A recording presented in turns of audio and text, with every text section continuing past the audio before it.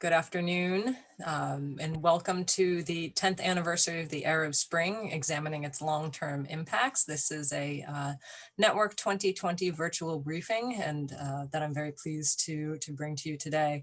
For those of you who might be joining for the first time, Network 2020 is a New York-based nonprofit organization that bridges the gap between the private sector and the foreign policy worlds, and we really try to find innovative solutions to critical foreign policy challenges. So please do check out our website and follow us on Twitter and Instagram and all the other channels.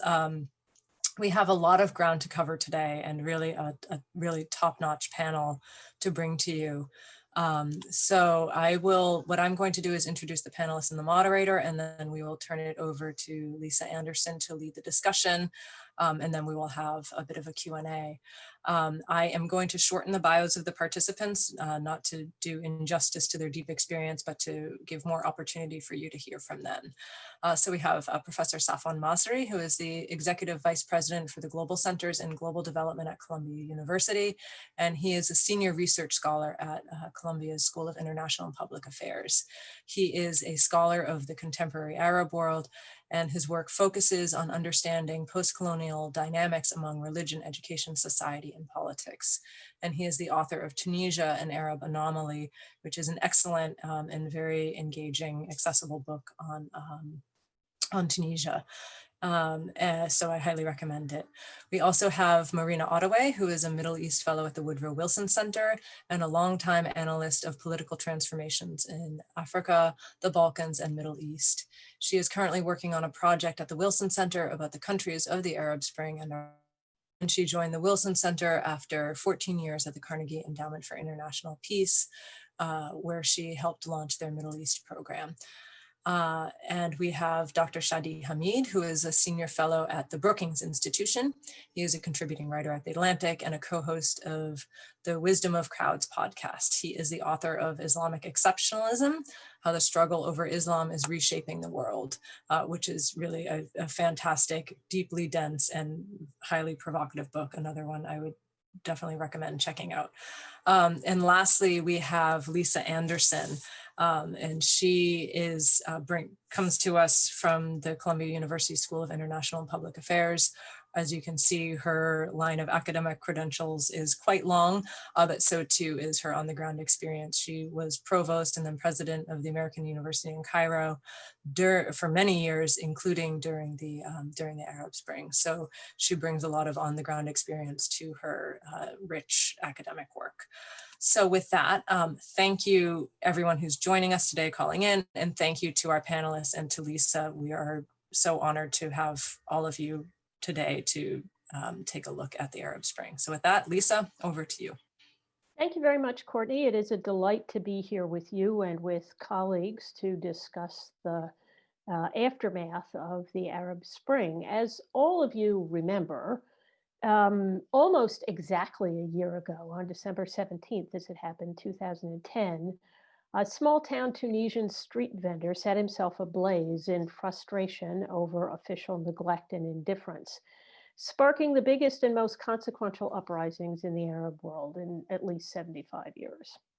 Rulers in Tunisia, Egypt, Yemen, and Libya were turned out, Syria's regime was deeply wounded, and other governments throughout the region quickly responded with both carrots and sticks to keep their positions. In subsequent years, civil wars have racked Libya, Yemen, and Syria. Their neighboring countries now house the largest populations of displaced persons and forced migrants in the entire world. Europe's concern about the specter of migration fed nativist populist movements across that continent. Sudan and Algeria, and calm in the early years of the decade, saw popular protests that brought down rulers, and Morocco has also confronted serious political unrest later in the decade. So it may look like a winter, but the story is obviously not fully told. Clearly, both the Obama and Trump administrations have been at a loss about how to approach a region in disarray. Trump's publication of the obituary of the two-state solution to the Israel-Palestine conflict was possible because of the weakness of what used to be called the Steadfastness Front and the newfound confidence of Gulf rulers who managed to escape substantial domestic upheaval. But the strength of an arrangement based on tactical agreement over Iran as a common enemy is unlikely to satisfy populations still aspiring to the demands of the 2011 uprisings: bread, freedom, and social justice. So if the story isn't fully told, this is a very opportune moment for us to take a step back and look at what might be called Act One and its fallout. It's clear, just for starters, that the Arab Spring has not had the same impact on all of the countries involved. The protests' demands were comparable throughout the region for dignity and better governance, but the movements were unique to each country and led to very disparate outcomes, as we've seen. Marina, in your 2019 book, A Tale of Four Worlds, the Arab Region After the Uprisings, you described four groupings that arose after the Arab Spring. Why don't you help us sort of set the stage and describe a little bit where each of these four worlds stands now? Okay, thank you very much. Let me first of all make it clear that these groupings are not formal groupings. That is, it's not that the countries in these four parts of the Arab world have come together, but I think analytically, they have a great deal of similarity. And I think that, as you pointed out in your introduction, the outcomes have been very, very different. No country in the Arab world has been untouched by the uprising. In other words, although the uprising have not the consequences that the protesters wanted anywhere, including in Tunisia, which is the most successful of the country, there is no country where nothing has happened as a result of the uprising. They really have had, they have shaken all the countries. They have, put new factors into the political process. Now, roughly, the way we have defined, and I say we because the book is co-authored, so but the way we have divided the Arab world is the Maghreb, the Levant, the Gulf, and then Egypt, which really, technically you can say it's part of North Africa, but it really does not fall into any of the other categories as such.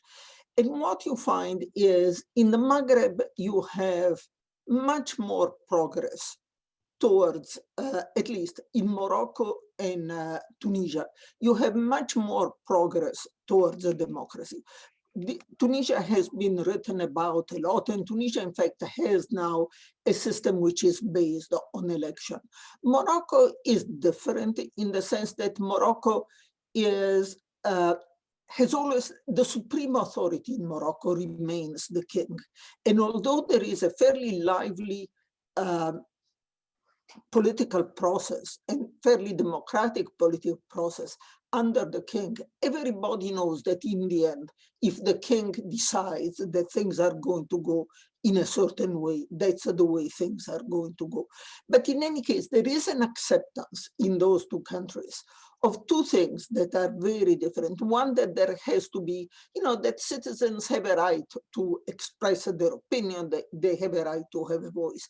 But the most important to me, even more important than the giving a voice to the citizens, is the fact that these are two countries that have accepted the integration of Islamists in the legal political process. In both countries, in Tunisia, the Ennahda party, in Morocco, the Party for Justice and Development, are part of the government. They have elected representatives in parliament. In Morocco, the prime minister is a member of, it's a secretary general of the PJD. So and there is an acceptance that these parties have to be accepted as part of the normal political process. And this is having an impact on those parties. In our last visit to Tunisia and Morocco, when one could still travel, we asked a lot of people about, the two parties. What about the PJD? What about Ennahda? And the answer we got in both countries was invariably, they have become parties like all others. That said, we do get in Tunisia right now, and maybe later we'll talk a bit more about the crisis in Tunisia. There is the beginning of a questioning of the legitimacy of Ennahda as a participant in a democratic system, but more about that later. In Egypt, just going in geographical order, in Egypt, Egypt has gone backward compared to where it was before, because although certainly the Mubarak regime was not a democratic regime, by any stretch of the imagination, it was a very laid-back authoritarian system. It was a rather complacent authoritarian system, so that in the later period of the Mubarak regime, the controls had relaxed somewhat on the society. And that's perhaps what gave illusion to the young protesters that they could bring out change very quickly. It did not happen because that's one country where the military seized control of the situation from day one. It is the military that deposed Mubarak.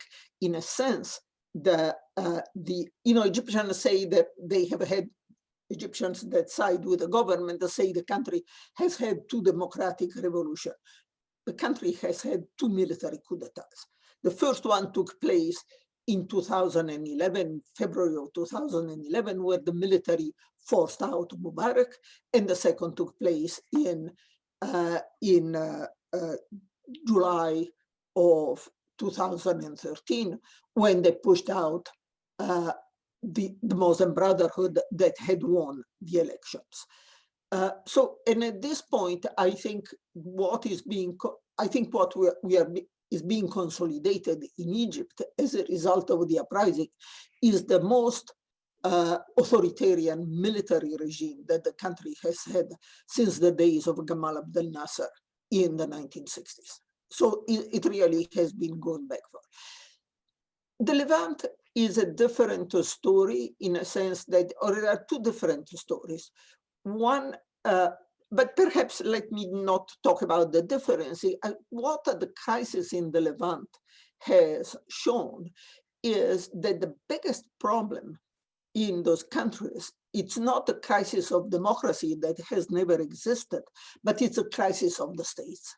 That is what the uprising have shown is the fragility of the states. The process of state formation, which started with the, after World War I, with the dissolution of the Ottoman Empire, has never been completed.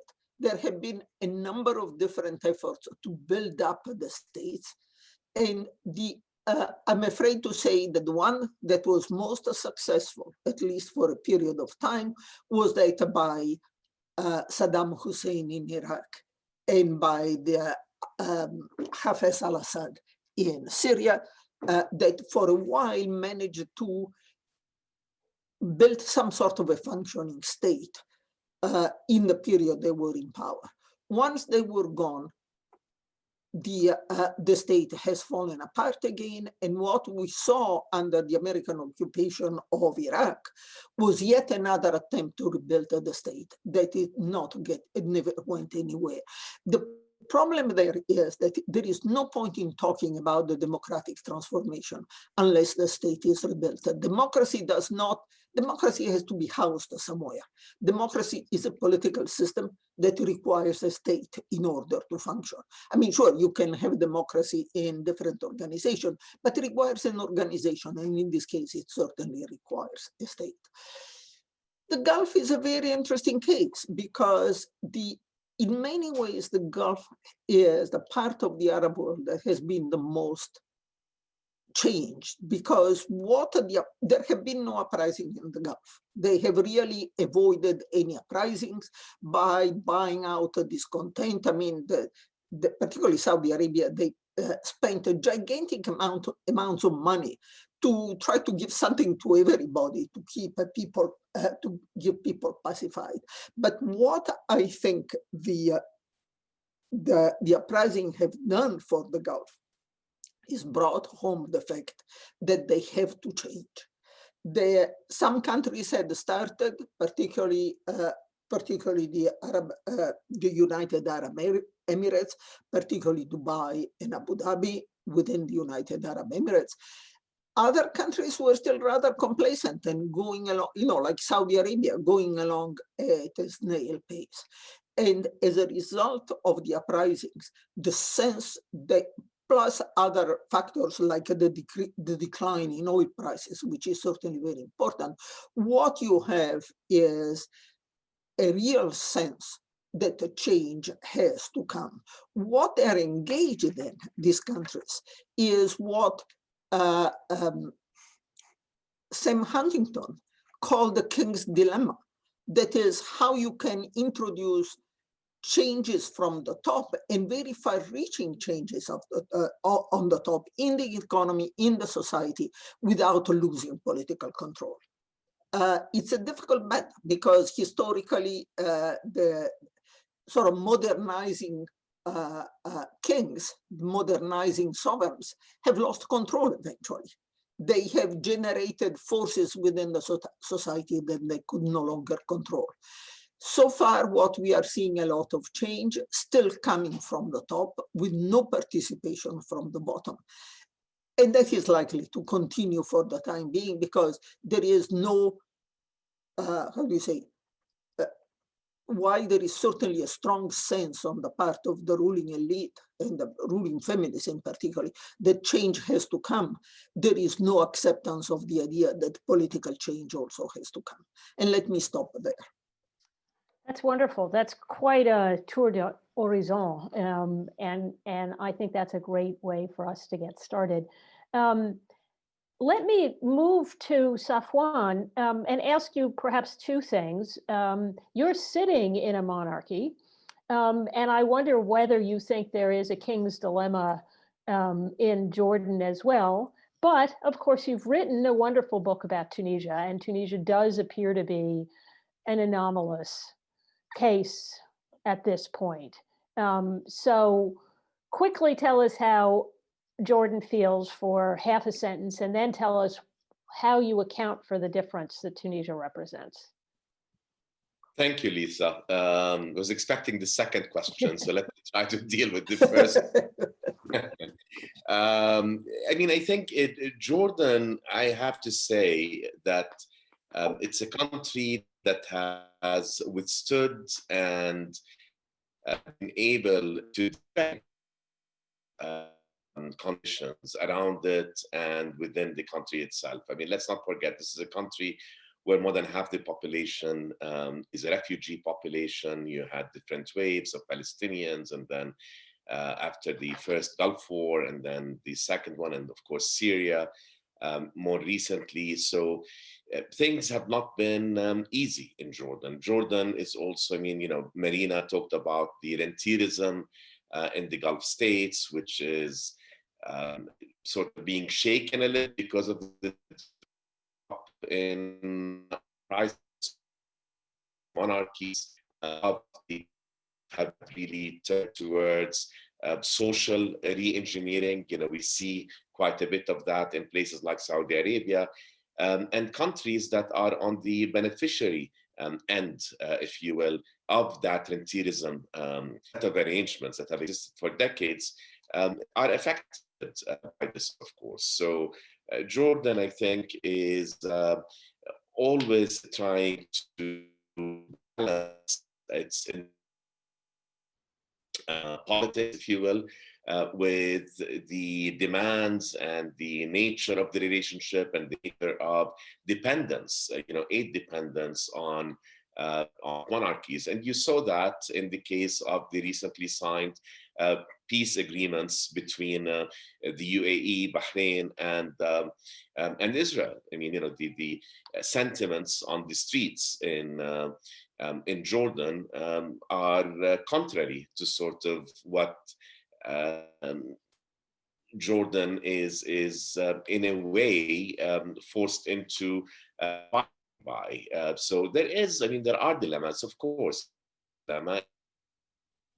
and there will not be, I don't think, a public position on those agreements.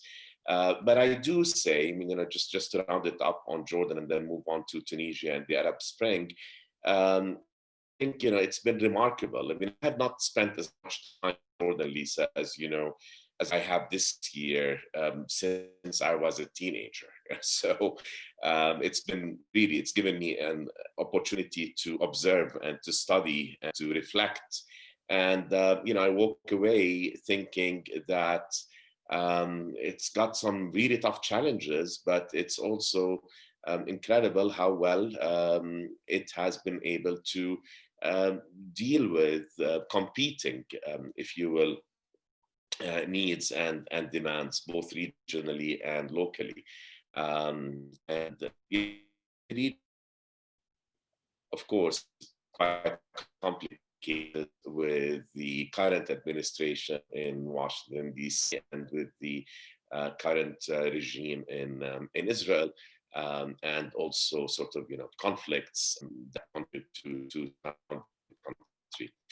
But to move, broader from that, I hope that satisfies Lisa. It was fine. That was great. Thank you. It's true. It was a little unfair, but. Yeah, that's okay. So Marina's grouping, I find incredibly helpful. And it really feeds into what I think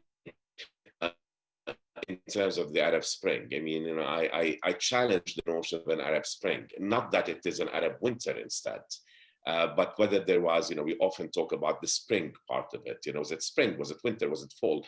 We rarely talk about the Arab piece of it. Was it really Arab? Or is it sort of a number of countries where the populations had a lot in common in terms of very local grievances, be they economic, be they in terms of authoritarianism, suppression of freedoms, and so on.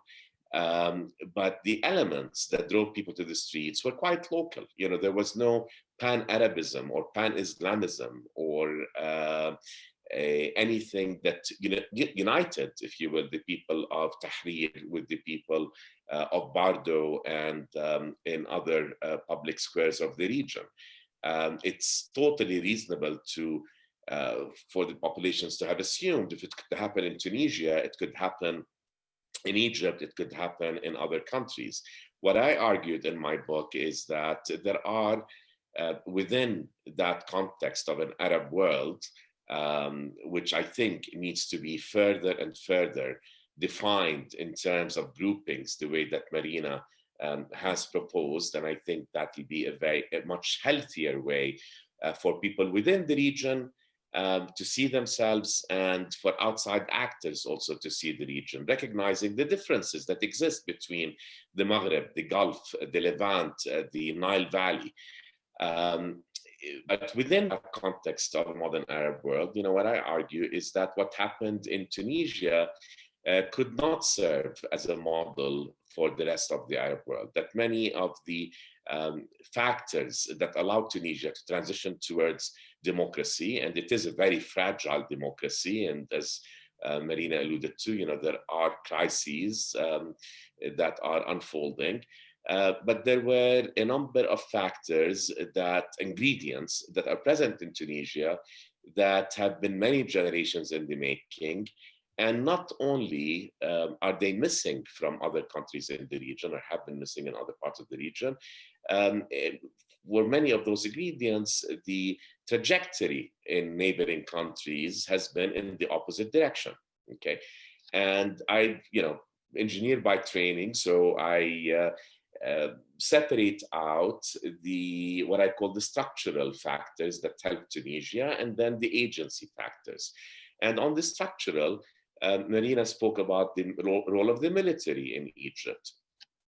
Historically, you had a very large military in Egypt. The 1952 coup was a military coup, and every leader of Egypt since 1952, with the exception of the Morsi rule, was a member of the military. You had the opposite in Tunisia. Since the Crimean Wars in the 1850s, Tunisia had always maintained a small apolitical army, and Bourguiba saw to it that continued to be the case. So the military in Tunisia was neither political nor was it large. And it's also, at the end, sided, with the people and refused to get engaged with, in politics.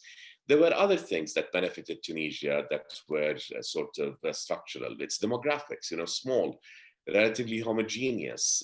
It's historical territorial legitimacy. It's along with Egypt and to some extent Morocco and Oman, Tunisia can trace back its current borders, national borders, a couple of thousand years, to the times of the Roman Empire, and it had also an identity.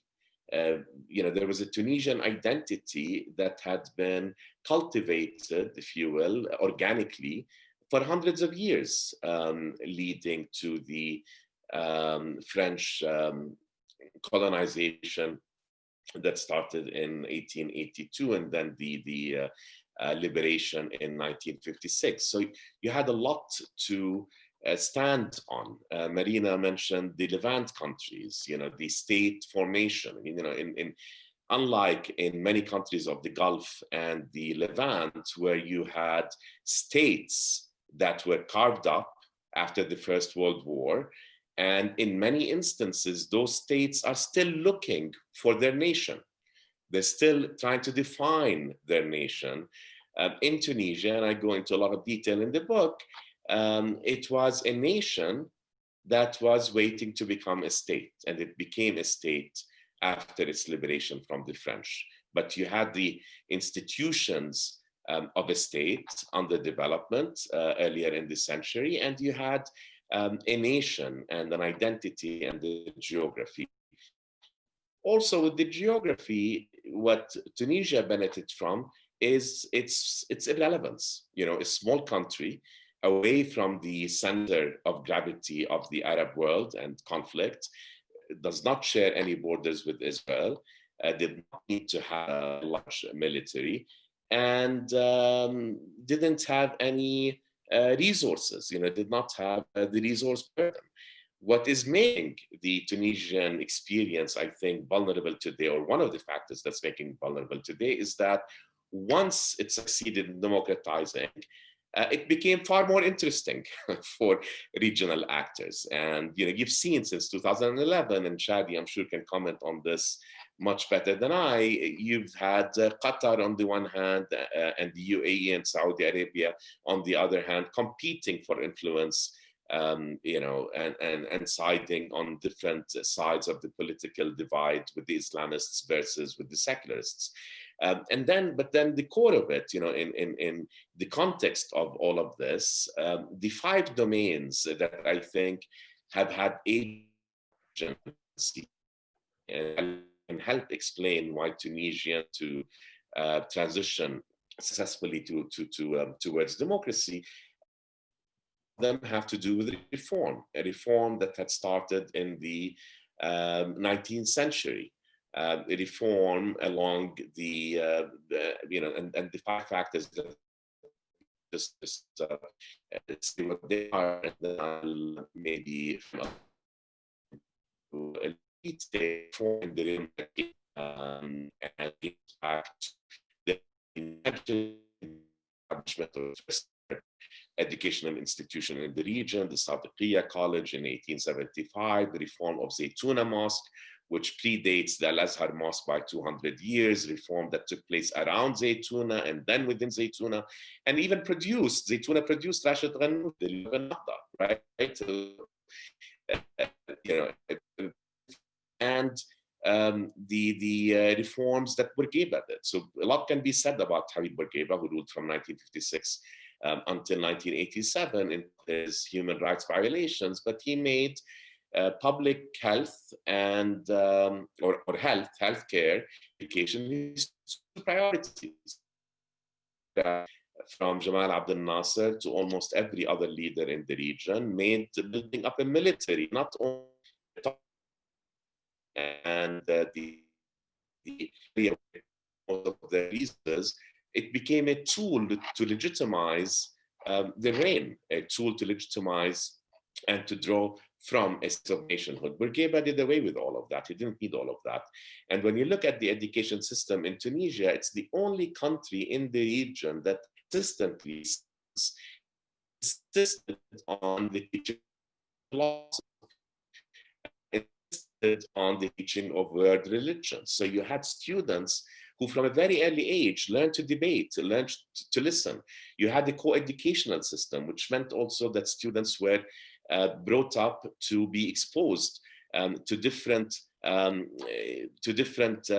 thoughts and to different ideas, and co-educational system. So, I place a lot of emphasis on education, women's rights, which is also to the reforms to education, and much of the emancipation came from and from the ulama of Zaytuna. That movement started back in the late 19th century. Had the Act of Independence to adopt a status code that until today, women more rights, Tunisian women more rights than they enjoy in the rest of the Arab world. It's the only Muslim majority country in the Arab world where polygamy is outlawed and has been outlawed since 1956. I'll add the third factor, which is civil society, the richness of civil society, the history of the labor movement, the intersection between the labor union movement and the nationalist movement, a movement that neither Ben Ali nor Bourguiba before him could crush, a movement that people practice with democracy. Constitutionalism, you had in 1857 Ahd al-Aman, the Security Covenant. You had in 1861 a constitution that didn't last for very long, but lasted longer than the Ottoman Constitution of 1876 did. You had the Constitution of 1959, and you had the Constitution of 2014, which was the result of 2 years of intense public debate. And religion and its role in society. And again, we can take each of those factors and delve more deeply into it, but I argued that it was the structural elements and these factors, most of which have to do with reform and the long history of reform, created an environment and created conditions under which democracy had a chance of emerging out of the protests of 2011 that did not exist in other countries. So at the risk of being, of overly simplifying, I'll stop here with that synthesis. Thank you very much, Safwan. I have to say you break up a little bit once in a while, but all of your points come through very nicely. So thank you very much. I'd like to sort of zoom out a little bit at this point. And we actually have a couple of questions that I'm going to roll into this next line of inquiry. People have puzzled over whether the outcome anywhere, take your pick, would have been different if the foreign, that is to say, outside the region, roles had been different. If the United States had played a different kind of role. Obviously, the Obama administration was hesitant in a number of the countries. And in fact, one of our questions is, did the US really at some level want the outcome that, in other words, did they actually want a Sisi regime? That is to say, not a complacent military authoritarianism in Egypt, but a serious, assertive military authoritarianism. So that's one of the questions. And let me sort of ask Shadi for you to sort of roll that together. In other words, would it have been likely to be very different? And to what extent are any of these outcomes things that the United States particularly would find in their own interest? Yeah, thanks, Lisa. So, I mean, counterfactuals are difficult. I mean, the history of what didn't happen but could have happened has never been written. So we will have to speculate a bit. There's two key moments that I think altered the course of the Arab Spring as we know it. The first is obvious, the military coup in Egypt that happened in July 2013. As more reporting has come out about what the US role was in the lead up to the coup in late June, I think there's a strong argument to be made that in some ways, Secretary of Defense at that time, Chuck Hagel, gave Sisi and the military what amounted to a yellow light. And sometimes in places like Egypt, a yellow light can be interpreted as a green light. So, and I think that the best book on this that goes into a lot of detail about those deliberations and those conversations between Hagel and Sisi is David Kirkpatrick's Into the Hands of the Soldiers. So I think it's a pretty convincing case that Hagel was pretty soft and said, hey, you know, we'd prefer you don't do this, but didn't actually offer any clear consequences or suggestion of explicit punitive action. And, you know, if I was Sisi, I would read that in precisely the way that Sisi read it, that the US isn't going to be thrilled, but they're probably not going to oppose it all that much either. Then we can see what happened after the coup, where the US quite explicitly, Secretary of State John Kerry said after the coup that Sisi was restoring democracy. So that also gives a clear indication of how internally in the Obama administration, there were some very mixed signals. The other key moment, which isn't talked about as much, as March 2011. So very early on in the Arab Spring, there was some last minute shuttle diplomacy where the US was really trying to prevent a Saudi intervention in Bahrain. Bahrain, as some of you might remember, was experiencing mass protests, very large protests, in fact. And actually, my colleague, who at the time was Assistant Secretary of State for the Middle East, Jeffrey Feltman, was very engaged in some of those last-minute efforts to try to avoid a Saudi intervention. But ultimately, the Saudis decided to act, and the U.S. didn't really offer clear consequences. And that we might ask, well, what are the clear consequences? In the case of Egypt, the clear consequences are, not a partial suspension of military assistance, but a full suspension of military assistance. Not easy. It would have been unprecedented, but leverage is there for a reason. The question is, are we willing to use leverage? In the case of Saudi Arabia and Bahrain in 2011, one point of leverage that we have, which I think is very considerable, is that we provide Saudi Arabia a security umbrella. We provide them with their weapon systems and also maintenance and spare parts and logistical support. Theoretically, if the US really decided to go all out and say, we will not service your military equipment, again, an extreme measure, but just to say like what's possible, it would effectively ground much of the Saudi military and certainly its air force.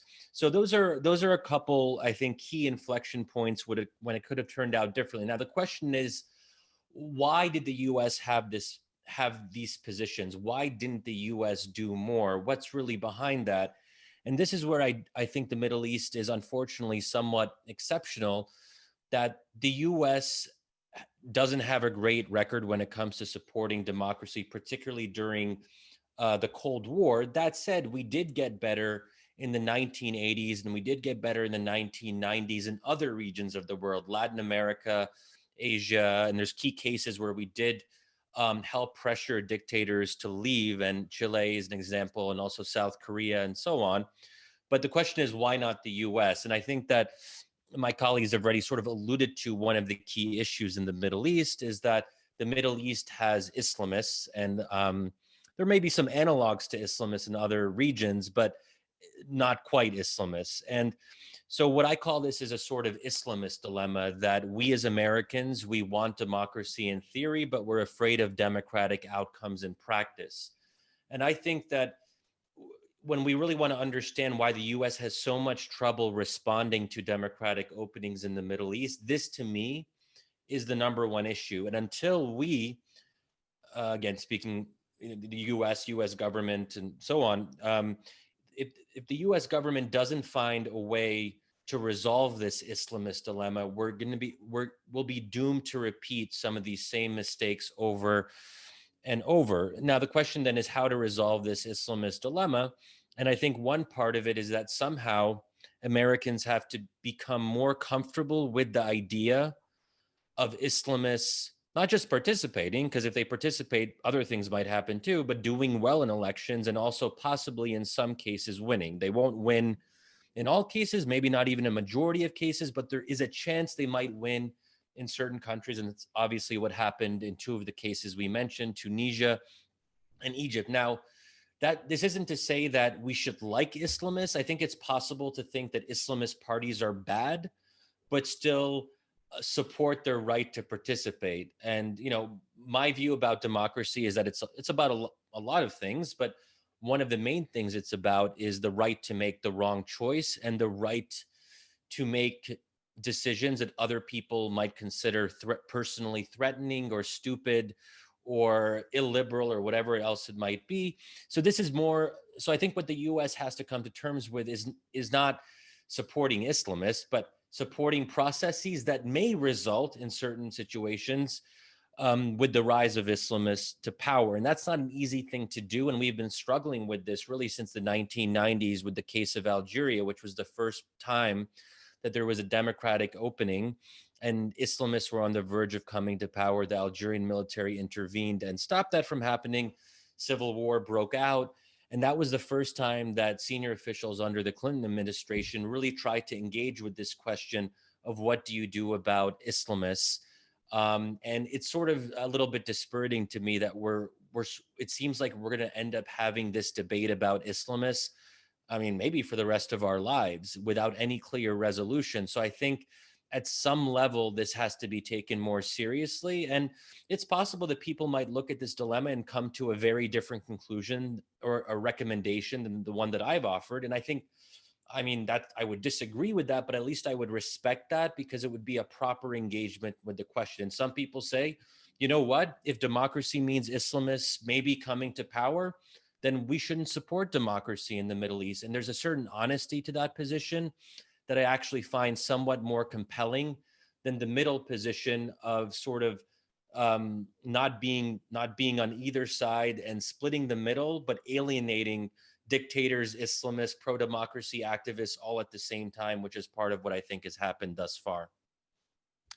Great, thanks very much. Marina, you have a thought, and I want to ask you, you had in your initial remarks 2 cases where Islamists have been actively participating in politics. How has the United States read that?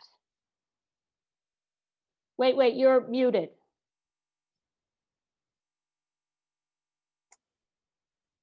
I'm on mute. You can hear me now. Okay. I think the reason why we accepted the Islamists in Morocco and Tunisia, there are 2 reasons. One is that they were never in power completely. The PJD in Morocco was always under the authority of the king. It was clear that in the end, if something went wrong, the king will jerk their leash, that it was not going to get out of control. And even Nahda was always part of a coalition government. It never had a majority of the votes, so that it was not the same degree of danger that the US perceived in other situations when they were really afraid that the Islamists could take over. Palestinian election of 2006. For example, that led. And even although there was no majority there, in even the Egyptian election of 2005, where the Muslim Brothers got 20% of the vote, although they were a banned organization, and the United States, and this is a fact, called off talk about the freedom agenda to all its diplomats. We are not going to talk about that. It's too dangerous. Now, the point that I wanted to make is that I think Shadi did a wonderful job of showing how the United States did not go to bat for democracy, if I can put it that way, in all these cases. He didn't. But what I wanted to raise is the other question, that is, do we know how to make democracy happen? Do you know how to promote a democracy? In other words, even if we had told Sisi in strong, or the Egyptian military in strong terms, you are not going to carry out a coup d'etat, there are going to be serious consequences and so on. That would not necessarily, the consequence would not necessarily have been democracy. Morsi was not a democratic leader. The Muslim Brotherhood had, had all sorts of problems when it was in the government. And if we look at our record of democracy promotion around the world, we are really not very good at it. I don't think anybody else is better than we are, better than the United States is. But I would say it's practically impossible to promote a democracy from the outside, to make the changes happen that are necessary for a democratic system to take hold from the outside. And that's why, we had, in the last few years, we had all these, and I'm sure that Shadi talked to all of them the way I did, all these Tunisian delegations coming to Washington. You really have to help us. We are the, we are the only success story, and so on and so forth. And it mostly was a plea for economic help. I'm not saying that we should not have provided more economic help. I have serious doubts that that would have had any real impact on democracy as such. Thank you. I can't resist, Shadi, asking you to respond to that. I mean, this is a great set of questions. Yeah, maybe just a quick point or two. So how good or bad are we when it comes to supporting democracy? So I think one way of looking at it is that I think we might end up being better at fending off the worst cases of repression. So we may not always be able to have a clear affirmative vision for how a democracy unfolds, and there's only so much control we can have over other countries' domestic processes. But one thing that we can do is be a blocking power that, with close allies that we have a very strong military to military relationship with, and where we do have clear points of leverage. I mean, for example, Morocco, we don't have as clear a set of points of leverage. But if we're talking about two of the most repressive countries in the region, Egypt and Saudi Arabia, those happen to be countries that we do have a closer relationship with. And, there is a risk involved. So if policymakers followed my preferred course of action, can I guarantee that Egypt would have turned out wonderfully? Of course not, because again, we're dealing with counterfactuals. So one thing that's required is a certain willingness to take risks. And that I can't come here as an analyst and say that there's any guarantee that something will happen in precisely the way we want it to. But what I think I would be comfortable saying is, would Sisi have thought twice about certain actions if there was a threat of a full suspension, and that he actually believed it? I mean, one question is, we can make threats, but if they're not believed, or the threats aren't credible, then they may not be effective. So one thing that the U.S. has to build is credibility, that when it says certain things, authoritarian regimes say, well, they seem kind of serious about it. Unfortunately, up until now, because we tend to back down when we're in like a staring contest with our repressive allies, they kind of test us, they try to call our bluff, and then oftentimes we end up buckling. We have to change that perception. That can't be changed overnight. It'll take time. And just one quick last thing on the Islamist side of it, there's an interesting debate to be had about how democratic or undemocratic the Morsi government was.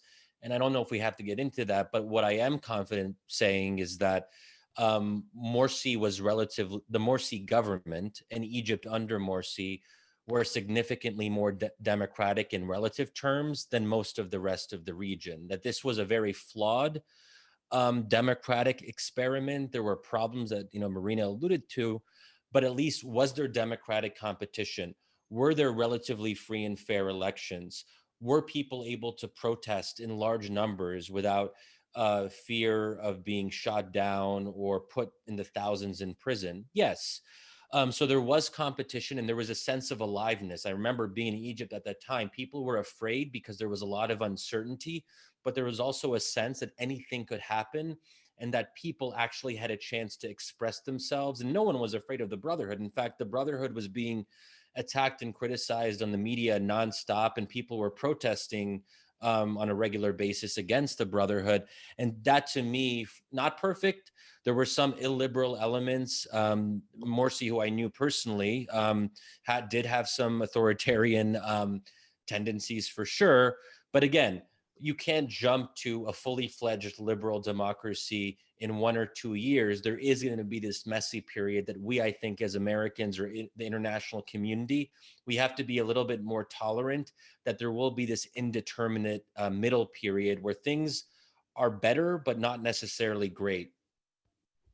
Great. Thank you very much, Shadi.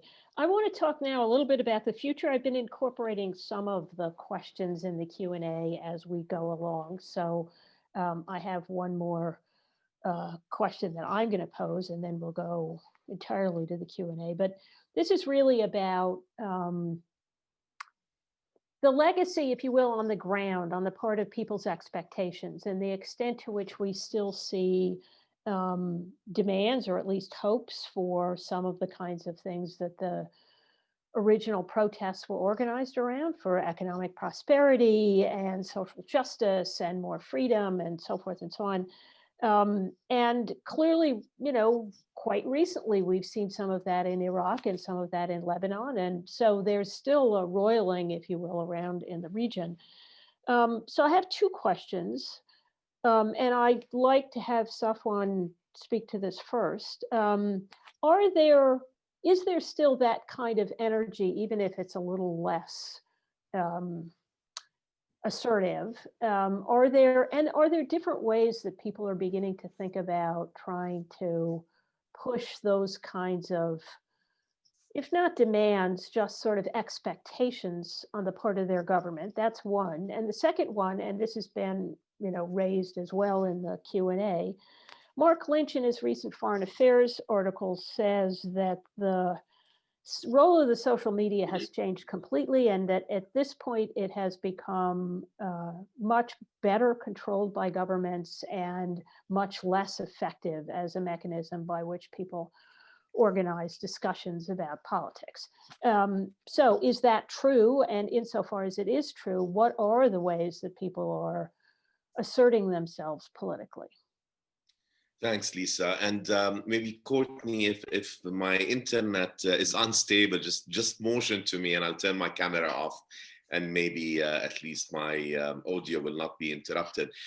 So if you'll allow me, Lisa, before I answer that question, maybe I'll just very quickly comment on what Marina and Shadi had talked about, including both in terms of the role of the United States in promoting democracy or not, and in terms of Islamists and you know, the are there alternatives, and as Shadi said, you know, were there alternatives at play and so on. So on the first one, I mean, you know, one has to question, and I think I like the way that Shadi framed it, that we want to invest in democracy, we want democracy, but we're not committed to the outcome of that democratic process or democratic experiment. And, you know, one of the reasons, of course, because there are many geopolitical interests and that we have to play with.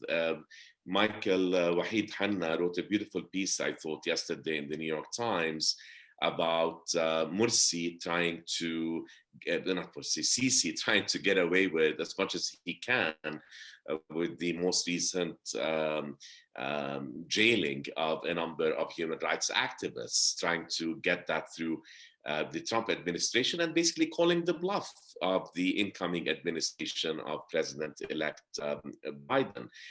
Will the United States under a Biden presidency be tougher on Egypt or on Saudi Arabia? You know, I mean, you can't ignore the Iran factor. We can't ignore the Israel factor. So, you know, all of these arrangements, all of these geopolitical dynamics, of course, impact what happens at the end. I saw in the Q&A also, and to Marina's point about Tunisians coming to Washington asking for support,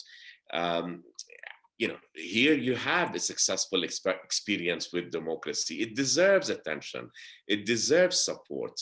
But what I keep hearing, or what I heard at the time, in Washington corners, is yes, yes, yes. We want to support Tunisia, and they have every good intention to do so. But it's not that relevant in the big scheme of things, and they get distracted by the problems of the region and the big players in the region. So I think that the intention sometimes is to do the right thing, but it does not get translated into action. Now, I spent a lot of time in Cairo also leading up to 2013, and what I witnessed was a tremendous amount of energy, but unity in the negative space, unity in terms of what they did not want to see, what the Egyptians did not want to see, but there wasn't any vision of what the future might hold.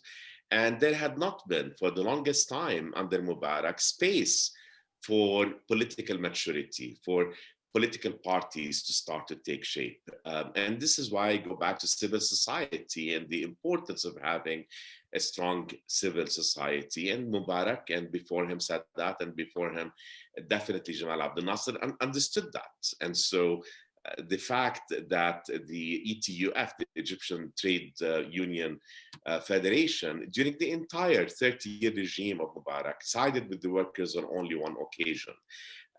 So what worries me is that oftentimes, and Mubarak played this very well, it's me or the Islamists. And when Mubarak is gone, it continues to be the military or the Islamists.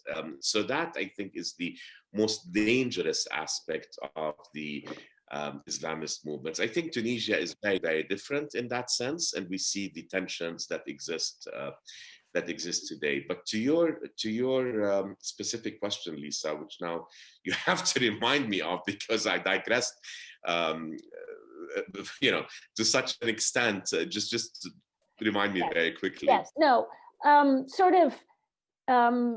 To what extent are there continuing hopes for change, and how do people organize those discussions? Yes. Thank you. So, I mean, I think what was, if you look at what's been happening in Algeria, in Lebanon, Iraq, Sudan, elsewhere, one of the more interesting things is that this time around, if you want to call it the second wave of Arab Spring, there's a lot more that's in common globally than perhaps regionally. So you look at the protests in Santiago de Chile, you look at the protests in Paris and the protests in Beirut. Each of those protests was triggered by something that tipped the scales, whether it was a metro fare hike in Chile, or a tax hike on fuel in France, or a WhatsApp tax in Beirut, right? So I think one needs to look at that in the context of rising inequalities, economic disenfranchisement in different parts of the world. In the case of France, it was also a rural urban divide. I do think that there is deep frustration and hope as a result. I don't know how sustainable that is, though. So you look at Lebanon, I mean, and notwithstanding, of course, COVID and what it did in terms of curbing street protests from Chile to Lebanon. In Lebanon, you had the explosion, and in August, I don't think that one can look at Lebanon and say that there is hope at this point. There is, I think, desperation. People who can get out of the country are getting out. There is a total loss of faith in the system, and loss of faith in that an arrangement that goes back to Ta'if and has endured for 30 years can be broken. Algeria, there was a lot of hope, but we see you take out the head, but the regime continues to persist. So I'm not exactly sure how to answer that question. I think you get mixed readings in different countries. I will though say two things that perhaps give me hope. One is that something was unleashed in 2011, right? And the resistance to the status quo, the aspiration for something different, the pushback against authoritarianism, the push for better economic opportunity, especially in a region that is so young, is really difficult. It's impossible perhaps to put the genie back into the bottle. So 2011, 2 years later, we called it the Arab Winter. Then 2018, 2019, Algeria, Sudan, Lebanon, Iraq start to happen. So I think I don't think it's a first wave and a second wave. I think it's a continuum. And this is something that we will see unfolding for a long time to come. The other thing that gives me hope is that, and I hope that this is true, what the Arab Spring has opened up is space for an attempt for liberation, not only from authoritarian regimes, but liberation from within society, if you will. Okay, so whether it is women feeling more emboldened to ask for emancipation societally, culturally, religiously, okay, not only from the state. I've been looking at also the question of whether there is an LGBT rights movement that's lurking under the surface in this part of the world. And I think over the past 10 years, there's been a lot more of an aggressive, maybe aggressive is too aggressive of a word to use over here, but there is definitely more of assertiveness to try to gain better rights for minority groups in the region. I do think that is related to what happened in 2011, and perhaps it is different than taking to the streets, as in the case of Tahrir Square, removing the regime or attempting to create changes at the top, but rather perhaps we will see it in a more gradual way, and we don't see it only vertically, but we see it horizontally across society. That's a very interesting point. I think that there's ample evidence, I think, for that kind of, in some ways, single issue, or, I think people organizing around environmental issues and so forth and so on is quite clear. People organizing around various kinds of rights issues is quite clear. And so that may be the way we're seeing some of that energy being channeled at this juncture. Coming off some of the questions in the Q&A, I'd like to take us back to a little bit of the geopolitics, but not global geopolitics.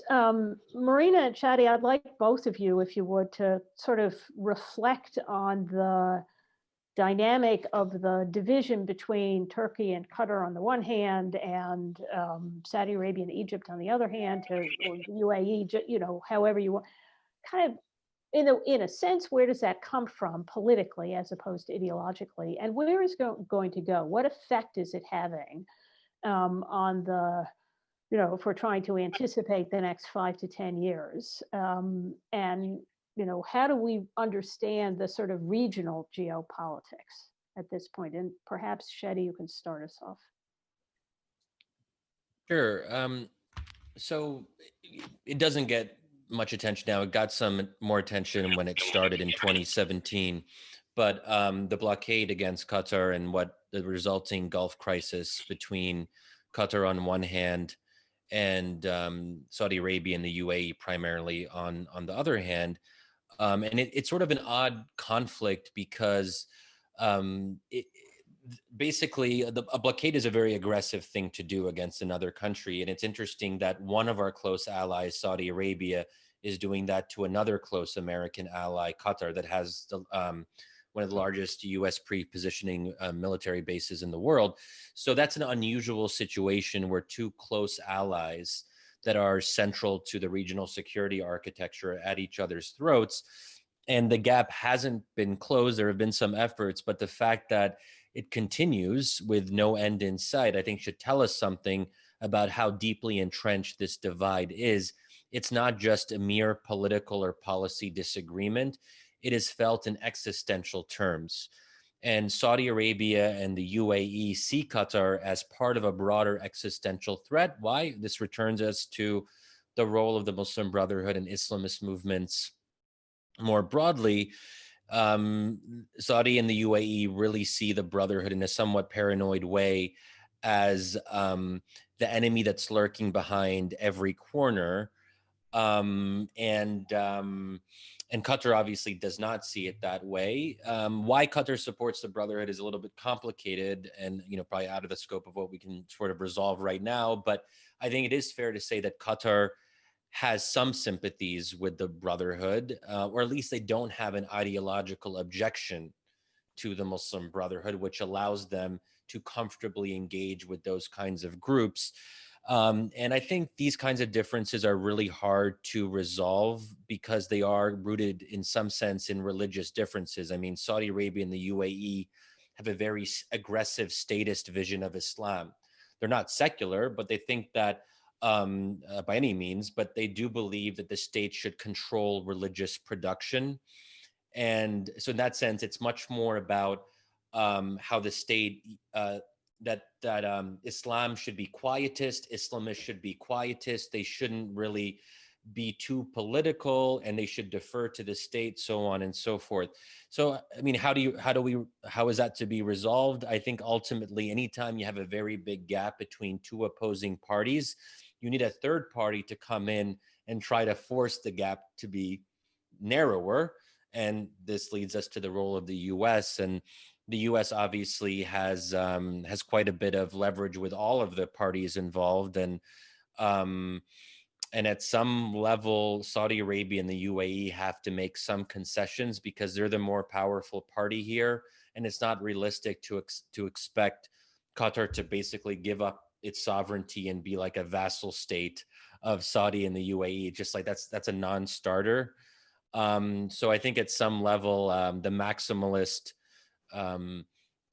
demands from the other side have to be, I think, toned down at least a bit.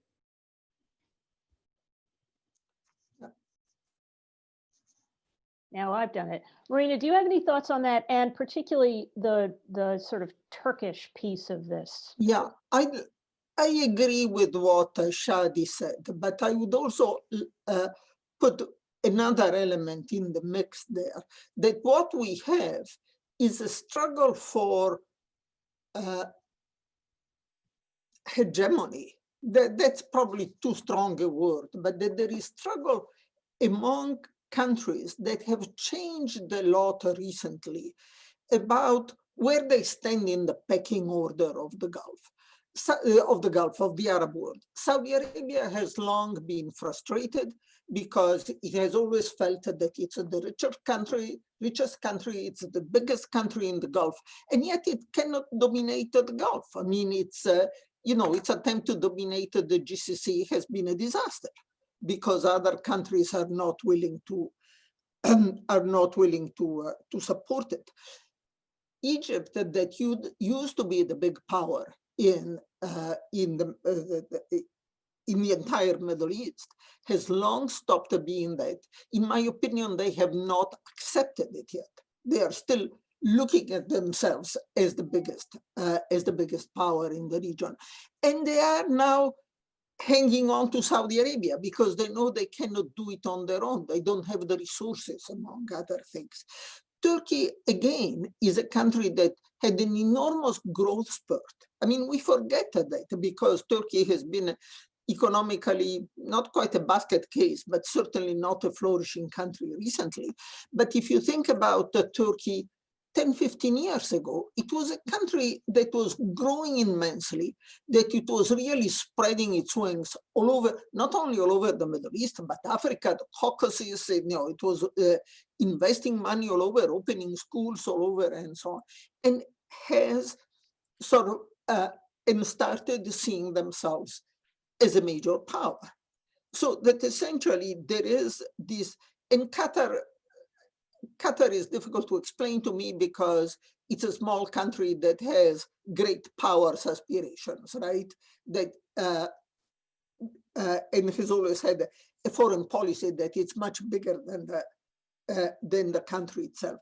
So what is at play, I think, in this alignment of countries and so on? It's also this struggle to assert themselves as extremely important players, if not the most important player in the region. I think one issue that we'll have, I think it's premature to discuss, but we should at least flag, is where the UAE is going to land in this situation. Because the UAE is asserting itself more and more. It's not happy with the alliance with Saudi Arabia. It's not going under the thumb of Mohammed bin Salman. And I don't think they are going to side with Turkey and Qatar, but I think here is another country that it's trying to assert its role as a major player in the area. And I'm not quite sure how, I'm not going to take bets on how it's all going to work out, but I think it's important that we take into consideration this competition for power and influence in the area. Okay, wonderful. Courtney, can I do one more round? There are a set of questions for obvious reasons about what are, once we get to Turkey, we have a set of questions that revolve around other aspiring or actual great powers that are not the United States. So anyone who has a thought about China in the region is one of the reasons why the United States is reluctant to exercise what leverage it has, is because it's concerned that countries will turn to China. What about Russia and Russia's role in Syria? Is there any positive to be gained in re-engaging with Russia in any way on things like that? And of course, Iran. So, I think if we can have a little bit of commentary on that from the perspective either of local governments or, for that matter, the United States, that'd permit us to sort of pause for a little while, and then we'll be back next year. Shadi, do you want to start us with that? Okay, sure.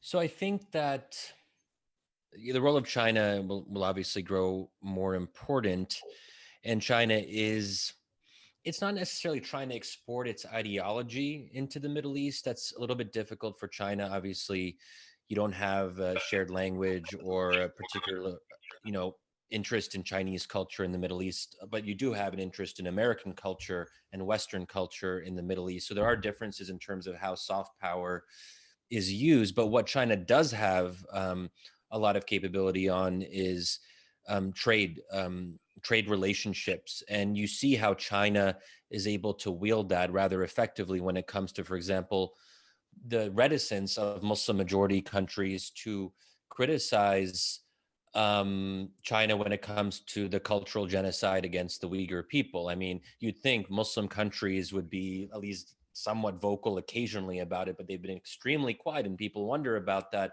And one reason is that these economic relationships that China has very carefully and deliberately built with Middle Eastern partners, but also more broadly, is useful to China. So that's, I think, one important thing there is that how does the U.S. or other, let's say, members of the international community, Western powers, counteract that? And I think the Middle East will be one important theater. And I think there is an interest in what might be called maybe not the Chinese model of development, but sort of maybe the Singaporean model was, and there's obviously some commonalities there, but this idea that authoritarian states like China, like Singapore, even though Singapore is not as authoritarian, are very effective at modernizing their countries. And I think the UAE is certainly interested in that sort of Singapore model type of approach. And just the last thing on, is there a risk that Middle Eastern countries will look for, if the US puts too much pressure on them, there's a risk of losing them to China, which is an important question.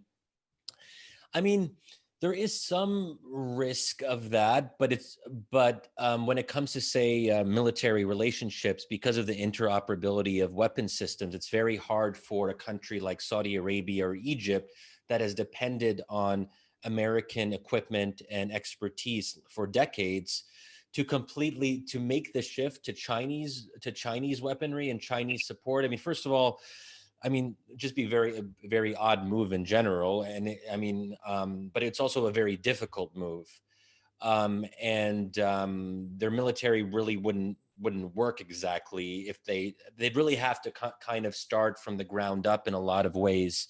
So it'd be quite difficult. And there's also the prestige element. There's something to be said for having close mill-to-mill relationships with the most powerful country in the world. China's becoming more powerful, obviously, but the prestige element isn't quite the same. So I think at some level, look, there is, again, like a lot of these things, is there a risk? Yes. But that's something that we can monitor over time, that if if the US puts more pressure on Saudi Arabia or Egypt, and then the Saudis and the Egyptians, they like to say, oh, you want to put pressure on us, America? Well, we'll maybe kind of like inch over to China, and they use that in a very intelligent way as a bargaining chip. They're not actually using it in the sense that they're actually going to be buddies with China. They use it to try to prevent the US from putting too much pressure on them. And I think we have to be well aware of that. Great. Thank you. Marina, any thoughts on Russia, Iran, China? From the point of view of the countries of the region, Russia and China are opportunities, not to be totally dependent on the United States. I mean, how effectively they play this game of, playing one against the other, as they did during the days of the Cold War. How far they can go in that game, I don't know. But certainly the presence of countries other than the United States are certainly opportunities for these countries. Iran is a real dilemma, because Iran is not seen as an opportunity by anybody except Turkey to some extent. But for the Arab countries, certainly in the Gulf, and here we are talking about the Gulf because, if you look at North Africa, anybody west of Egypt couldn't care less of about that issue. But Iran is a danger, but is also a country that the Gulf countries cannot afford to challenge too much, because the Gulf countries are incredibly vulnerable to retaliation. In fact, one of the great fears of the Gulf countries is that the United States and Israel attack Iran in one form or another. Iran is going to retaliate against them. And don't forget that the oil fields of Saudi Arabia are sitting ducks. They are right there. And Bahrain is even more of a sitting duck. So that is, but all of them are within easy. So that in a sense, these are countries that have one way or another to find a way to live with Iran. And despite the rhetoric that you use, I'm pretty sure that they are not going to provoke Iran beyond a certain point, because they can't afford it. Thank you. Safwan, the last word is yours. Thank you. So, my colleagues, I think, have painted a very thorough picture. Let me just try to add a couple of things, dimensions, if you will. I mean, I think Russia's role in the region is more perhaps defensive, protective, and it has grown to become more strategic. But I see it as vis-a-vis Syria, whereas Turkey has, I'll use Marina's word that she hesitated in using, perhaps more pseudo-hegemonic. And so Turkey inserting itself wherever it sees gaps, wherever it sees opportunities that are competitive. We see that in Libya, we see that in its alliance with Qatar. The competition, I think, between Saudi Arabia and the UAE on the one hand and Qatar on the other is Z and BS. You have two young leaders who have come into a world that has not had leadership from within.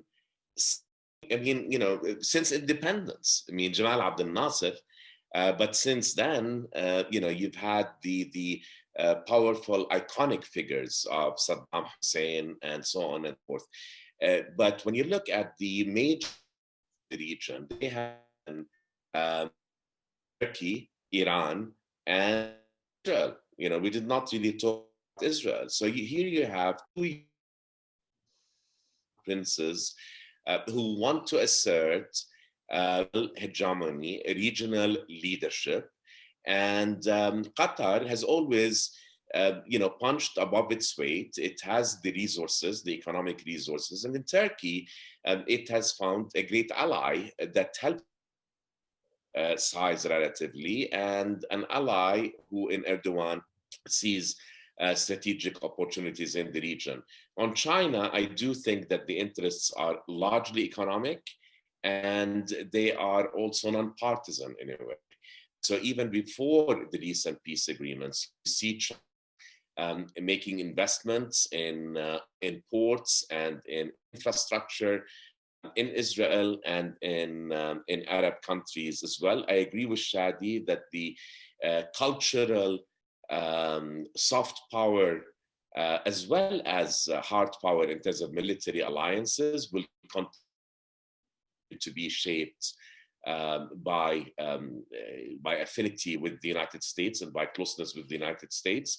But I think there's a lot to watch out for in the future, particularly when MBS becomes king. I mean, right now he is being moderated by the fact that his father is preventing certain things from happening. So how the alliances shape up across the region with Israel in particular. And by the way, speaking of Israel, I mean, let's not forget, Israel has made a lot of investments in China and vice versa. So that is an interesting thing in and of itself. It does not mean that it's back on the United States. Some of it, I agree with Shadi, is leverage, and some of it, I think, is common interests, common strategic interests, especially in the area of science and technology. So I'll end it there. All right. Well, Courtney, I think we are going to have to come back in a year. We're leaving all these loose ends in the region. So thank you. I know. It's really been quite a lot of fun. Courtney, it's yours. No, thank you so much. Lisa, thank you for doing just a masterful job guiding this conversation. And Shadi, Marina, Safwan, I really appreciate your taking the time. And to everyone who's listening, I appreciate your letting us go over, because this really is, I mean, there's just so much ground to cover. And clearly there are a lot of questions that are raised. So thank you everyone for participating. We do have a new event on Monday at noon, and that's we're shifting gears. We're going to the UK and EU after Brexit. So please join us for that. That's at noon on Monday. And again, we're trying our best to try to keep these briefings free and open to everyone around the world. So we do rely on donations for that. So if you have the capacity and the will, please do. We would love to be able to keep these briefings as open as possible. So thank you, everyone, Shadi, Marina, Lisa, Safwan in particular, and to the wonderful staff at Network 2020, in particular, Natalie Mays, who really worked on this briefing, and Brian Tong and Miriam Chiari as well. So thank you all. Thank you. Have a good day. Bye. Bye. Bye. Thank you. Thank you. Bye.